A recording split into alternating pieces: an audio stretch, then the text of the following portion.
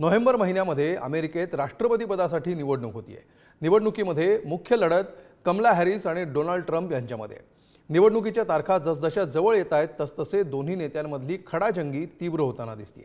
American निवडणुकीमध्ये आता deepfake व्हिडिओचा गैरवापर होत असल्याचं देखील समोर आलंय। पाहूया या संदर्भातला हा रिपोर्ट।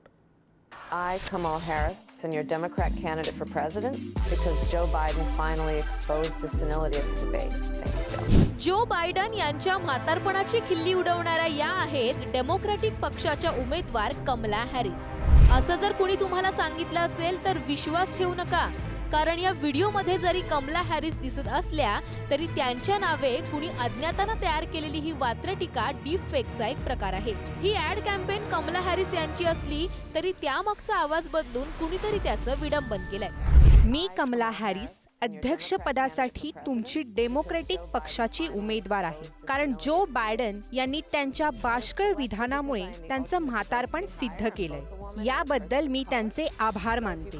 थँक्स जो। विविधतेच्या बाबतीत मी अव्वल उमेदवार असल्याने माझी निवड झाली। मी एक स्त्री आहे आणि वेगळ्या वर्णाची व्यक्ती आहे। जर तुम्ही माझ्या वक्तव्यावर टीका केली तर तुम्ही लिंगभेदी आणि वर्णद्वेषी आहात। आता निवडणुकांच्या काळात नेत्यांच्या तोंडी अशी वाक्य देऊन बनलेले व्हिडिओ वात्रट प्रचाराचा भाग म्हणून प्रसिद्ध होत आहेत। पण एलॉन मस्क यांनी हा व्हिडिओ पोस्ट केला आणि त्याची जोरदार चर्चा सुरू झाली आहे। डीपफेक व्हिडिओ पोस्ट करत स्वतः एलॉन मस्क यांनीच एक्स प्लॅटफॉर्मचे नियम तोडल्याचा आरोप त्यांच्यावर होतोय। तर अमेरिकेत अशा प्रकारचं विडंबन कायदेशीर असल्याचं म्हणत एलॉन मस्क यांनीच टीकाकारांना प्रत्युत्तर दिलंय। मस्क यांनी कमला हॅरिस यांच्यावर टीका करण्याची ही काही पहिली वेळ नाहीये। महिनाभरापूर्वी गर्भपातासंदर्भात कमला हॅरिस यांनी केलेल्या वक्तव्याचाही मस्क यांनी समाचार घेतला होता आणि कमला हॅरिस खोटारड्या असल्याची एक्स पोस्ट त्यांनी केली होती। कमला हॅरिस यांच्या समर्थकांनी मात्र या प्रकारानंतर मस्क आणि ट्रम्प या दोघांवरही टीकेचे बाण काढले।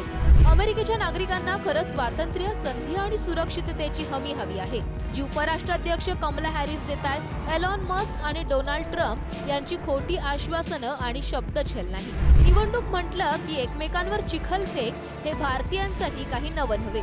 इथले उमेदवार निवडणुकीआधी जोरदार गटारी खेळतात, पण प्रचाराच्या गटारीचं लोण अमेरिकेतही पसरलंय हे यंदाच्या कॅम्पेन मधून सिद्ध होत आहे।